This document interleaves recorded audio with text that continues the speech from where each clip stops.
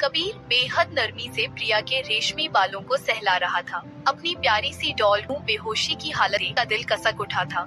उसकी सांसों में बेचैनी घुल रही थी। कबीर ने झुककर प्रिया के माथे पर एक हल्की सी किस दी और धीमे स्वर में फुसफुसाया, जल्दी उठ जाओ डॉल, आई एम वेटिंग। वो उसके पास से उठा और बाथरूम की ओर चला गया। लगभग 20 मिनट बाद जब बाहर आया तो उसकी कमर पर केवल एक सफेद टॉवल लिपटा था। गीले बालों से टपकती बूंदें उसके चौड़े सीने पर बह रही थी। बाल झटकते हुए उसने फिर प्रिया को देखा, जो अभी भी उसी मासूमियत से बिस्तर पर लेटी थी। कबीर अपने क्लोजेट रूम में गया और एक लोअर और ढीली सी टी शर्ट पहनकर बाहर निकला।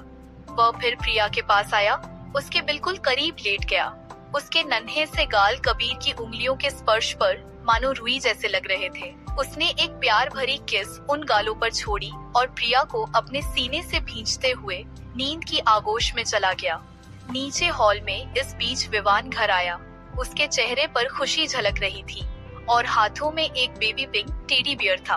वो सोफे पर बैठी दादी के पास जाकर बैठ गया। विवान ने मुस्कुराते हुए पूछा, what are you doing darling? पर दादी किसी गहरी सोच में डूबी थी। ने विवान की आवाज तक सुनाई नहीं दी। विवान ने उनके कंधे को हल्का सा झकझोरा और फिर बोला, क्या हुआ दादी, आप किस सोच में हैं? दादी अपनी तंद्रा से बाहर आई और गुस्से में बोली, तुम अभी तक कहाँ थे? मुझे बताकर जाना चाहिए था ना, कितनी देर से लौटे हो? विवान ने हंसते हुए कहा, अरे दादी, दोस्त की बर्थडे पार्टी थी, पूरा दिन मजे कर रहा था। और देखिए, उसने टेडी दिखाया, ये पीहू के लिए लाया हूँ, जब दूंगा तो वो खुश हो जाएगी। वो उठने ही वाला था कि दादी ने कहा, वो यही है। विवान चौंक गया। अच्छा, तो मैं उसे बुला लेता हूँ, दादी ने सहजता से कहा। वो कबीर के कमरे में है। ये सुनते ही विवान लगभग चीख पड़ा। क्या, भाई के रूम में? लेकिन वहाँ वो क्या कर रही है? उसकी आंखों में अविश्वास था, क्योंकि विवान खुद कभी कबीर के कमरे में नहीं गया था। सब जानते थे कि कबीर अपने रूम में किसी को आने नहीं देता। दादी ने धीरे धीरे प्रिया के बेहोश होने की पूरी बात बता दी।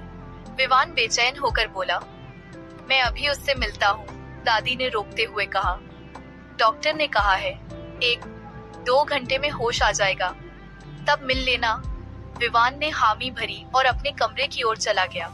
करीब 8:30 बजे प्रिया को होश आया। आंखें खुली तो चारों ओर खूब अंधेरा था।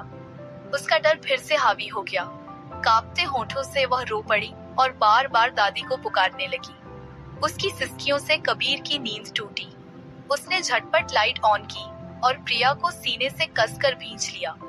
साथ हो जाओ बच्चा, मैं यही हूँ, देखो लाइट भी जला दी है। प्रिया कांपते हुए उससे लिपट गई। मुझे अंधेरे से डर लगता है, प्लीज मुझे दादी के पास ले चलो, कबीर ने गहरी सांस लेते हुए कहा। पहले शांत हो जाओ, फिर चलेंगे। लेकिन प्रिया की जिद बढ़ती जा रही थी। उसके आंसू गालों पर बहते जा रहे थे। कबीर ने उसका चेहरा थामा और बिना कोई पल गंवाए अपने होंठ उसके होंठों पर रख दिए। प्रिया अचानक स्तब्ध रह गई। उसका रोना थम गया। कबीर ने जब महसूस किया कि वो शांत हो चुकी है, तो उसके होंठों को आजाद किया और अपना माथा उसके माथे से टिकाकर फुसफुसाया, तुम मेरे पास हो, किसी से भी डरने की जरूरत नहीं, इस अंधेरे से भी नहीं, प्रिया ने सिसकते हुए कहा।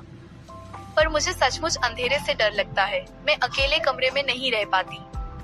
कबीर ने उसके आंसू पोंछे। सब ठीक है, मैं हूं ना, अब रोना बंद करो। प्रिया ने हल्के से सिर हिलाया।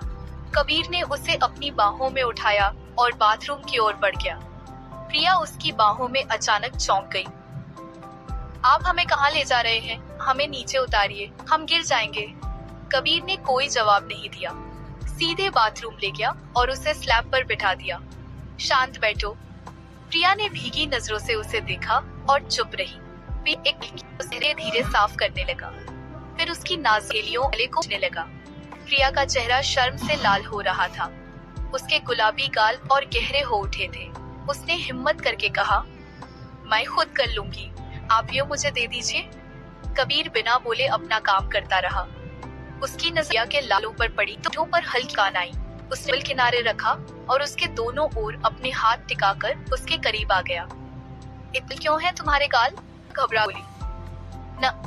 नहीं तो वह गर्मी लग रही है। कबीर ने उसकी जिस्म महसूस किया और उस हाथ कर उसकी कमर था। अब क्या हो? उसने धीमे से पूछा, हकलाती हुई। आप अब क्या कर रहे? मुझे दीजिए, मुझे बाहर जाए। उस कने तेजी और कबीर को सुन रहा था। उसने उसकी गर्द पीछे हाथ डाला और खींच। पास नहीं लगता? प्रिया मामियत ली। मुझे दाद पास जाना है। वो इंतजार की। ये हो गई है। ने उसके से अपने होंठे हुए। क्या हुआ? नहीं चाहती? प्रिया ने घबरा कर कहा, मुझे भूख लगी है। कबीर की नजरें उसकी आंखों में जकड़ी थी। उसने कसकर उसे अपने सीने से चिपकाया और धीमे से कहा, मुझे भी भूख लगी। प्रिया ने तुरंत कहा, तो चलिए खाना खाते हैं। कबीर की आवाज और गहरी हो गई। मेरा खाना तो मेरे पास ही है। होठों को तो अपनी मथी से मासूमियत। खाना कहाँ? नीचे हॉल ना हो। कभी आंखें चमक। खाना में प्रिया उसका असली मतलब समझ नहीं पा रही थी। वो कुछ कहने ही वाली थी कि कबीर ने उसके होठों को अपने होठों से कैद कर लिया। उसकी बाहें कसकर उसे जकड़े हुए थी। प्रिया ने छूटने की कोशिश की, लेकिन कबीर का दबाव अडिग था। उसका स्पर्श प्रिया के भीतर एक अनजाना मीठा एहसास भर रहा था। जब कबीर ने अपनी जीभ उसके होठों पर दबाव डाला, तो प्रिया ने दांत भींच ली, पर उसकी निगाहों में जो खतरनाक चेतावनी थी, उसे देखकर प्रिया ने तुरंत अपने दांत खोले। कबीर ने मुस्कुराते हुए उसकी सांसों में अपनी सांसें घुला दी। उसका किस अब और वाइल्ड हो रहा था। प्रिया की सांसें रुक रुक कर चलने लगी। उसने उसके कंधों पर थपथपाया तो कबीर ने आखिरकार होंठ अलग किए। प्रिया हाँफ रही थी, लंबी सांसें लेते हुए।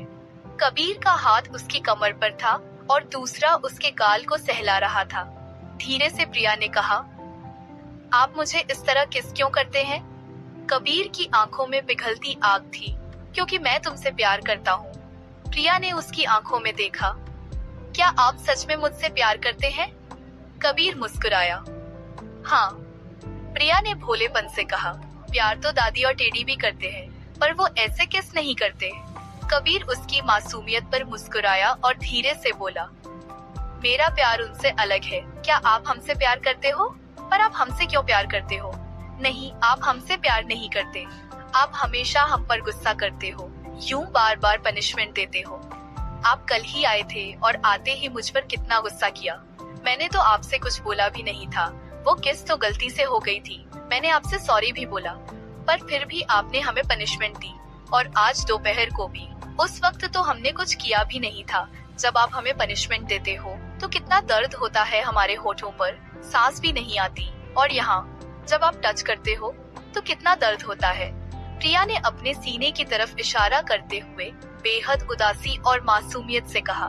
कबीर उसकी इतनी सारी भोली शिकायतें सुनकर हैरान था कि कोई इतना मासूम, इतना नादान आखिर कैसे हो सकता है।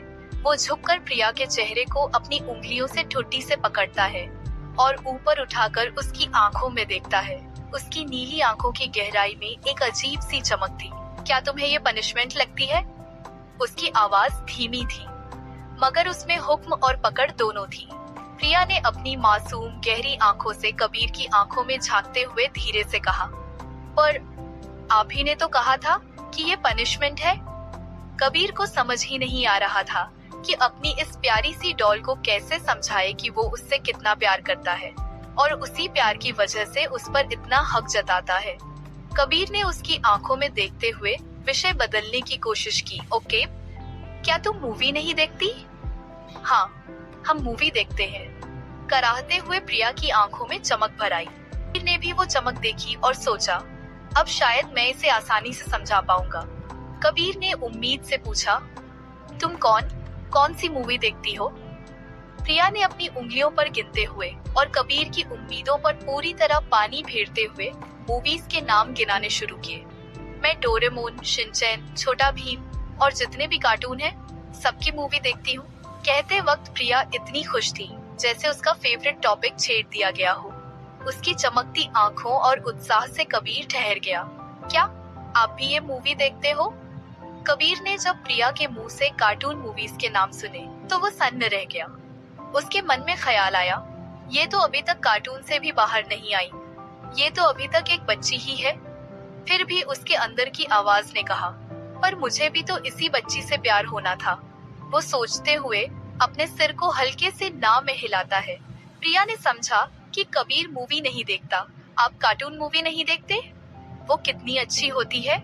कबीर ने उसकी मासूम आंखों में देखते हुए भारी स्वर में कहा, नहीं, मैं कार्टून मूवी नहीं देखता, मैं दूसरी मूवीज देखता हूँ। क्या आप कार्टून के सिवा कोई और मूवी नहीं देखती? नहीं। एक बार टेडी मुझे मूवी दिखाने ले गया था, पर उसमें बहुत फाइट थी। मुझे वो पसंद नहीं आई, इसलिए टेडी ने मुझे मेरी फेवरेट कार्टून मूवीज की सारी सीडीज ला दी। मेरी जिद पर वो मेरे साथ मूवी भी देखता है, पर वो बीच में ही सो जाता है। प्रिया ने मुंह सिकोड़ते हुए कहा। उसकी वो क्यूट हरकत देखकर कबीर का दिल जोर से धड़का। उसका मन हुआ कि वो उसे वहीं कसकर पकड़कर एक गहरी किस कर ले, पर उसने खुद को रोक लिया। अगर उसने ऐसा किया तो उसे फिर प्रिया को सब एक्सप्लेन करना पड़ेगा। इसलिए उसने नजरें फेर ली और सख्ती से बोला, अब तुम्हें खाना खाना है और दवाई लेनी है, चलो। पर आपने तो हमें बताया ही नहीं कि। कबीर तुरंत समझ गया कि प्रिया फिर से उसी टॉपिक पर लौट रही है, इसलिए उसने टालने के लिए बीच में ही कहा, हम बाद में बात करेंगे। पर आपने। इस बार कबीर ने उसकी बात बीच में काटते हुए सख्त लहजे में कहा, अब मुझे गुस्सा आ रहा है, क्या तुम चाहती हो कि मैं सच में गुस्सा करूं? प्रिया डर से कांप गई। ना नहीं, हम कुछ नहीं जानना चाहते, हम गुड गर्ल। कबीर ने बिना कुछ कहे उसे अपनी गोद में उठा लिया। प्रिया डर गई, उसकी सांसें तेज हो गईं। आप हमें नीचे उतारो, हम गिर जाएंगे। कबीर की पकड़ और टाइट हो गई।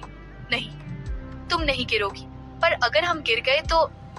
कबीर ने उसे घूर कर देखा, उसकी आंखें तेज हो गईं। मैं कह रहा हूँ ना, नहीं गिरोगी, इसलिए चुप रहो। प्रिया ने आगे कुछ नहीं कहा। वो भी कबीर को गुस्सा नहीं दिलाना चाहती थी। गिरने के डर से उसने अपनी बाहें कबीर की गर्दन के चारों ओर कसकर लपेट ली। कबीर उसे बाहर लाया और धीरे से बेड पर बैठा दिया। प्रिया ने डरते हुए धीरे से कहा, क्या अब हम नीचे चले जाएं? हमें भूख लगी है। कबीर ने उसे घूरा और धीमे मगर खतरनाक लहजे में बोला, नहीं, तुम कहीं नहीं जाओगी, मैं खाना यहीं मंगवाऊंगा। तुम यहीं बेड पर बैठी रहो, यहाँ से पैर भी नीचे मत करना। पर हमें दादी के पास जाना है। कबीर का चेहरा और सख्त हो गया। उसकी आवाज में ठंडा खतरा था। अगर तुमने एक शब्द भी और बोला तो मैं तुम्हें यहीं खा जाऊंगा। कबीर की यह बात सुनकर प्रिया डर से कांप गई। उसने तुरंत अपने होठों पर उंगली रख ली और सिर हिलाया। अब हम कुछ नहीं बोलेंगे, पक्का? कबीर की आंखों में एक गहरी अंधेरी चमक आ गई। उसका दिल सच में चीख रहा था कि वो उसे कच्चा ही खा जाए।